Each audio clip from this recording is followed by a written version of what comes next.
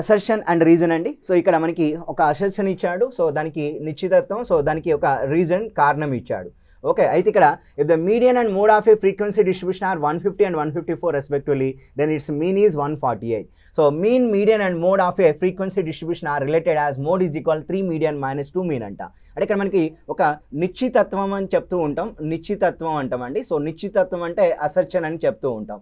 Assertion ఏం చెప్తుంది అంటే సో మీడియన్ వాల్యూ చెప్తుంది. సో మీడియన్ వాల్యూ ఎంత అంటే మనకి ఇక్కడ సింపుల్గా 150 అని చెప్తుంది. ఇక్కడ mode value, so mode value ఎంత అంటే 154 అంట. అయితే మీన్ వాల్యూ ఎంత అంటే 148 అని చెప్తూ ఉంది. రైట్, ఇక్కడ చూడండి నిశ్చితత్వం median is equal mode mean ఇచ్చారండి. అయితే రీజన్ ఏమన్నా అంటే the mean, median and mode of a frequency distribution are related as mode is equal 3 median minus 2 mean. Right, ఇప్పుడు ఒక్కసారి చూడండి. సో మనకి ఎంపెరికల్ రిలేషన్, మనకి నిశ్చితత్వం అండి, అది ట్రూనా ఫాల్సా మనం కనుక్కుందాం. సో మనకి ఎంపెరికల్ రిలేషన్ ఏముంది, mode is equal 3 median minus 2 mean అండి. సో మైనస్ 2 మీన్, ఇదే మనకి అక్కడ ఏం చెప్తున్నా అంటే రీజన్లో ఇచ్చాడు. అంటే డెఫినెట్గా ఇది ట్రూ అని చెప్పుకోవచ్చు అండి. Mode is equal 3 median minus 2 mean అన్నాడు. సో రీజన్ అనేది డెఫినెట్లీ ట్రూ. మరి ఇప్పుడు సో అసర్షన్ నిశ్చితత్వం ట్రూనా కాదా కనుక్కుందాం. సో మోడ్ వాల్యూ ఎంత ఉంది, 154 equal to 3 into median value ఎంత 150 మైనస్ 2 ఇంటూ మీన్ వాల్యూ. మరి మీన్ వాల్యూ కూడా 148 అయింది అనుకోండి, అది కూడా ట్రూ అని చెప్తామండి. చూడండి ఇక్కడ 3 ఇంటూ 150 450. సో 2 మీన్ ఇటు తీసుకొద్దామండి. 2 ఇంటూ మీన్ ఈజ్ ఈక్వల్ ఏమవుద్దంటే 450 మైనస్ 154 అండి. సో అప్పుడు 2 ఇంటూ అంటే ఇక్కడ మనకి 2 అనేది అటువైపు వెళ్తున్న డినామినేటర్ అవుతుంది, దాని మీన్ ఈజ్ ఈక్వల్. సో ఇప్పుడు చూడండి 154కి 450కి మధ్య ఉన్న డిఫరెన్స్ ఎంత అంటే 296 అని చెప్పొచ్చు. 296/2 అండి. ఈ మీన్లో సో కోఎఫిషియంట్ 2 ఇటు వస్తుంది. అప్పుడు సో 2 1 టైమ్ 2 4 టైమ్ 2 8. అంటే ఇక్కడ మనకి మీన్ వాల్యూ 148 వచ్చింది. అంటే మీడియన్ 150, మోడ్ 154, మీన్ వాల్యూ 148 అండి. అది ఎంపెరికల్ రిలేషన్ వాడితే వస్తుంది. అంటే అసర్షన్ అనేది ఏ ఈజ్ ట్రూ అండి, అసర్షన్ అనేది నిజం అవుతుంది. అదేవిధంగా సో రీజన్ కూడా మనకి ట్రూ అండి, రీజన్ కూడా డెఫినెట్గా ట్రూ అవుతుంది. అంటే బోత్ ఆర్ ట్రూ. కానీ ఇక్కడ విషయం ఏంటంటే both A and R true and R is a correct explanation of A అయినా R is not correct explanation of A అన్నాడు. సో డెఫినెట్గా సో దీనికి ఇది కరెక్ట్ ఎక్స్ప్లెనేషన్గా చెప్పుకోవచ్చు అండి. ఈ ఫామ్లో యూజ్ చేస్తే మనకి ఇది వస్తుంది కాబట్టి both R true and R is the correct explanation of A అని మనం మాట్లాడుకోవచ్చు. కనుక answer will be choice 1 is the correct answer. So ఇక్కడ తెలుగులో మీకు నిశ్చితత్వం ఇచ్చాడు, బట్ కారణం ఇవ్వలేదు. కారణం ఏంటంటే ఎంపెరికల్ రిలేషన్ అండి. సో ఇక్కడ రీజన్ అంటే ఇక్కడ మనకి కారణం అని చెప్తూ ఉంటాం. ఆ యొక్క కారణం ఏంటంటే సో బాహుళకం ఈజ్ ఈక్వల్ ఏమంటున్నాడంటే 3 ఇంటూ మధ్యగతం మైనస్ 2 ఇంటూ అంక మధ్యము. ఇది యొక్క ఎంపెరికల్ రిలేషన్ రీజన్ అండి. ఈ రీజన్ కూడా కరెక్టే కనుక సో నిశ్చితత్వం కరెక్టే, రీజన్ కూడా కరెక్టే. సో ఈ రీజన్ కరెక్ట్ ఎక్స్ప్లెనేషన్ అవుతుంది కనుక ఆన్సర్ 1 అనేది ఆన్సర్గా ఇవ్వవచ్చు. అంటే మనకి ఎగ్జామినేషన్లో అసర్షన్ రీజన్ మోడల్లో కూడా అర్థమెటిక్, మ్యాథ్స్, రీజనింగ్లో ఇచ్చే అవకాశం ఉంటుంది. వాటి మీద కూడా మీరు ఫోకస్ చేయాల్సిన అవసరం అయితే ఉందండి. Right now next 32nd question. In the decimal representation of 121/185, the digit in the 1000th decimal place is అంటున్నాడండి. రైట్, ఇప్పుడు 121/185 అంటున్నాడండి. సో దీన్ని మనం ఎక్స్పాండ్ చేసామనుకోండి, ఫర్ ఎగ్జాంపుల్ 121 185తో తీసుకుందాం. సో డెఫినెట్గా ఎన్ని టైమ్స్ పోతుంది, సో 0 పాయింట్ ఇక్కడ 0 పెడదాం. అప్పుడు మనకి సో 7 టైమ్స్ పోతుంది అంటే 18 5లు 90, సో 18 6లు 180 అంటే 6 సార్లు పోతుందండి. డెఫినెట్గా 6 టైమ్స్ పోతుంది. సో 6 5 జా 30, సో 6 5 జా 48 + 3 51, సో 11 10 అంటే ఇక్కడ డెఫినెట్గా 100 వస్తుంది. మరొక 0 పెడదాం. సో 185 డెఫినెట్గా 5 టైమ్స్ అయితే పోతుంది. సో 925 అవుతుంది. సో ఇక్కడ 75, మరొక 0 పెడదాం. సో డెఫినెట్గా 185 ఎన్ని టైమ్స్ పోతుందంటే 4 టైమ్స్ పోతుందని చెప్పుకోవచ్చు. సో 18 72, సో 720 + 20 740 అండి. మళ్ళీ 10 ఉంది కాబట్టి ఇక్కడ 0 పెట్టాలి. సో 0 పెడితే మరలా ఎన్నిసార్లు పోతుంది అంటే మరలా సేమ్ అండి, అంటే 6540. సో ఇక్కడ నాకు తెలిసి ఏది రిపీట్ అవుతుంది అంటే మనం ఇక్కడ సో ఇక్కడ సింపుల్గా చెప్పాలి అంటే ఇది 540 and 540 and 540 and so on అండి. కాబట్టి ఇక్కడ మనం దీనికి ఎక్స్పాన్షన్ ఏం మాట్లాడుకోవచ్చు అంటే 0.6540 540 అండ్ 540 అండ్ సో ఆన్. కాబట్టి దీన్ని 121/185ని మనం సింపుల్గా 0.6540 బార్ అని చెప్పొచ్చు అండి. కాబట్టి ఇక్కడ సో డెఫినెట్గా ఒక డిజిట్ 6 ఉంది, దాని తర్వాత 3 డిజిట్స్ వచ్చినాయి. ఇక్కడ వాడు 100వ స్థానం అంటున్నాడు కాబట్టి సో మనం 333ని 3తో మల్టిప్లై చేసాం అనుకోండి 999 అవుతుంది. అంటే 999 డిజిట్ 0 అవుతుంది, దాని పక్కన ఒకటి ఉంది కనుక 1000వ స్థానం ఎంత అవుతుందంటే 0 అనేది ఆన్సర్గా మనం ఇక్కడ చెప్పుకోవచ్చు అండి. సో ఎందుకంటే సో 3 × 333 999 అవుతుంది, దానికి ఒక డిజిట్ కలిపితే 1000 డిజిట్స్ అవుతుంది కనుక ఎండింగ్ డిజిట్ డెఫినెట్గా ఏమవుతుందంటే సో 1000వ స్థానంలో అంటే 1000వ స్థానంలో వచ్చే అంకె ఎంత అంటే 0 అనేది సమాధానంగా ఇవ్వవచ్చు. సో ఇది రికరింగ్ డెసిమల్ నెంబర్స్ అండి, terminating non terminating decimals number సిస్టంలో ఇది బేసిక్స్ మీరు నేర్చుకోవడానికి ప్రయత్నించాలి. నెక్స్ట్ వన్ 33వ ప్రశ్న. The following table gives the number of students who appeared and qualified in the Quant Olympiad in the southern states. So Telangana appeared 740, qualified 60. Andhra Pradesh 800 appeared and qualified 65. Karnataka state 840 appeared, qualified 70. And here Kerala 700, so appeared 70, 55. Okay, appeared 55, so qualified. So I'll check the question booklet and so question number 33 లో ఇక్కడ so 700 and 55 అంటే ఇక్కడ మనకి appeared వచ్చి మనకి ఇక్కడ 700, qualified వచ్చేసరికి ఇక్కడ 55 అండి. Now next one, తమిళనాడు వచ్చి 775 అండ్ ఇక్కడ సో క్వాలిఫైడ్ వచ్చి మనకి ఇక్కడ 62 అనేది ఆన్సర్గా ఉన్నది. కాబట్టి ఇక్కడ the state with the highest percentage of qualified persons అంటున్నాడు. ఇప్పుడు క్వాలిఫైడ్ పర్సన్ హైయెస్ట్ పర్సంటేజ్ అడుగుతున్నాడు కర్ణాటక. అంటే ఇక్కడ మనం సింపుల్గా చెప్పాలంటే కర్ణాటక అండి. సో కర్ణాటక టోటల్ అపియర్డ్ ఎంతమంది అంటే కర్ణాటక 840, అందులో సో ఎంతమంది క్వాలిఫైయర్ అంటే 70 students qualifier. So qualified percentage అండి, highest person of the qualified person అన్నాడు. సో 70/840 అంటే డెఫినెట్గా it will be 1 time 0 cut అవుద్ది, 7 1 టైమ్ 2 1/12 1/12 అంటే డెఫినెట్గా 8.33% అండి. సో ఇది 8.33% అనేది కర్ణాటక స్టేట్ అవుతుంది. మరి తెలంగాణ చూద్దామండి. సో తెలంగాణ తీసుకుంటే ఇక్కడ మనకి సింపుల్గా చెప్పాలంటే తెలంగాణ సో తెలంగాణ స్టేట్లో 60 క్వాలిఫైడ్ అండి out of 740. So 60 out of 740 కాబట్టి ఇక్కడ మనకి 0కి 0 కట్ అవుతుంది. సో 6 అనేది 1 టైం అవుతుంది.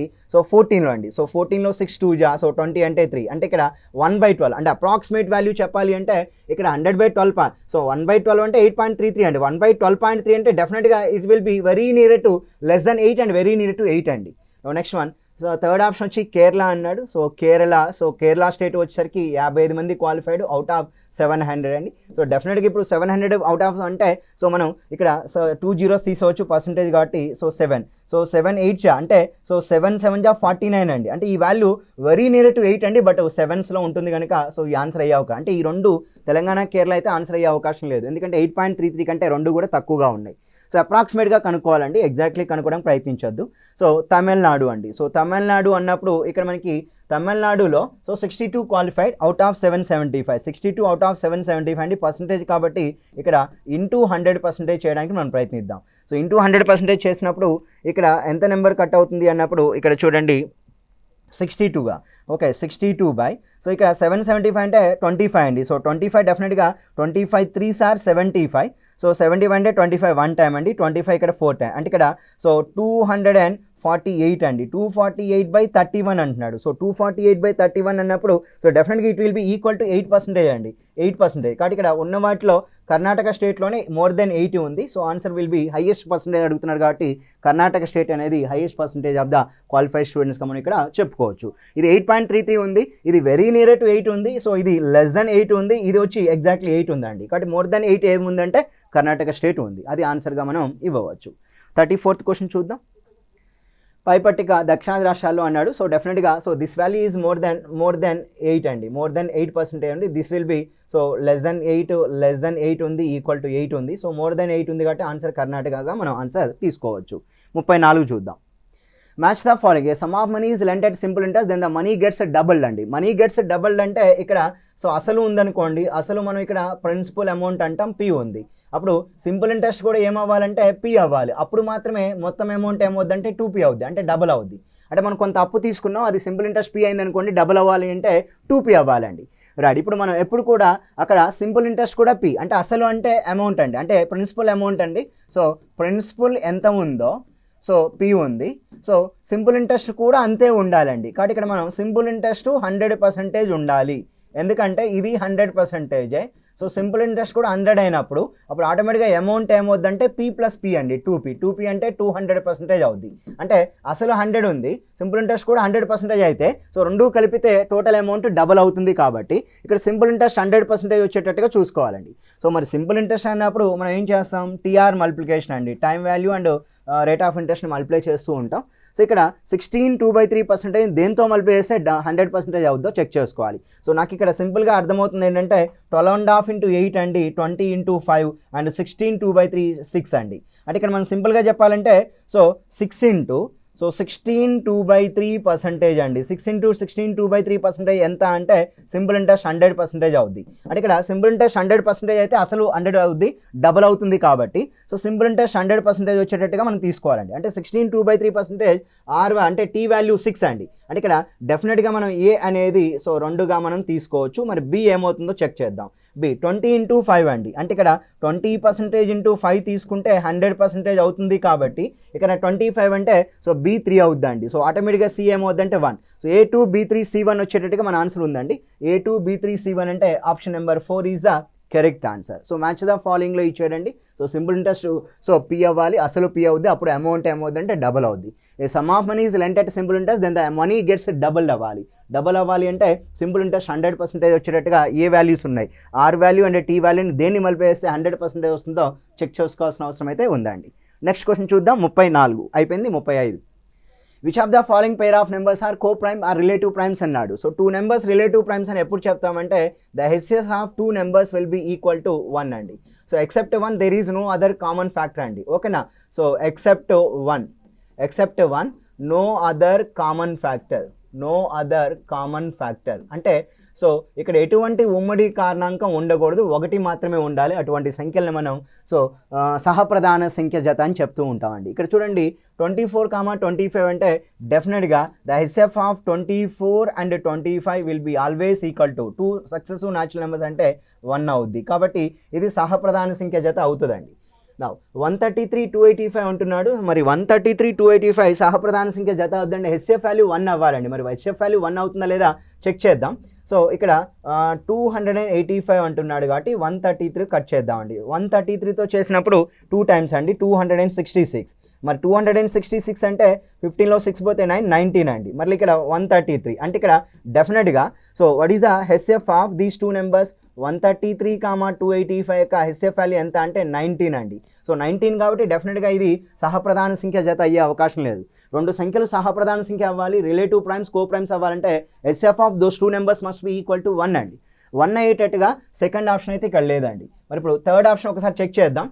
So third one number 210 and 255 డెఫినెట్గా హెచ్ఎఫ్ విల్ బి సో 210 255 అంటే 1 అయితే అవ్వదండి. సో హెచ్ఎఫ్ ఆఫ్ 210 ఎందుకంటే 5 మల్టిపుల్ అండి, 255 కూడా 5 మల్టిపుల్ ఉంది, నాట్ ఈక్వల్ టు 1 అండి. కనుక ఇది కూడా సహప్రధాన సంఖ్య జత, రిలేటివ్ ప్రైమ్స్ అయితే అవ్వవు. మరి 15, 91 అంటున్నాడు. డెఫినెట్గా it will B HF of 15, 91 is always equal to 1 అండి. కనుక ఇది 1 and 4 అనేది సహప్రధాన సంఖ్య జత అవుతుంది. కాబట్టి ఇది ఆప్షన్ అయ్యే అవకాశం లేదు, ఇది ఆప్షన్ అయ్యే అవకాశం లేదు. ఇప్పుడు 5 కూడా చెక్ చేయాలండి. 123, 164 సహప్రధాన సంఖ్య జత అవుతుందా లేదా చెక్ చేద్దాం. 164ని 123తో చూద్దామండి. 1 time కట్ అవుద్ది. 123 4లో 3 పోతే 1, 6లో 2 పోతే 4, 41 అంటే ఇక్కడ 123 మనకి 3 times కాబట్టి 123 remainder 0. Then HF of so those 2 numbers అంటే 123, 164 యొక్క హెచ్ఎఫ్ వాల్యూ ఎంత అంటే 41 అండి. కనుక ఇచ్చినటువంటి నెంబర్ల ప్రకారం అయితే 2 నెంబర్స్ యొక్క హెచ్ఎఫ్ అనేది 1 అయ్యేటట్టుగా మనకి ఎక్కడ ఉంది అంటే మనకి సో ఫస్ట్ ఇచ్చినటువంటి సెట్లో ఉన్నది, ఫోర్త్ ఇచ్చిన సెట్లో ఉందండి. సో ఇంకా ఎక్కడ కూడా సో అయ్యే అవకాశం లేదు. సో సెకండ్ వన్ కానీ, థర్డ్ వన్ కానీ, ఫోర్త్ వన్ కానీ, ఫిఫ్త్ వన్ కానీ రిలేటివ్ ప్రైమ్స్ అవ్వవు. కనుక so for this question answer will be 1 and 4 is the correct answer అండి. 1 and 4 are only co prime సెట్స్గా మనం తీసుకోవచ్చు.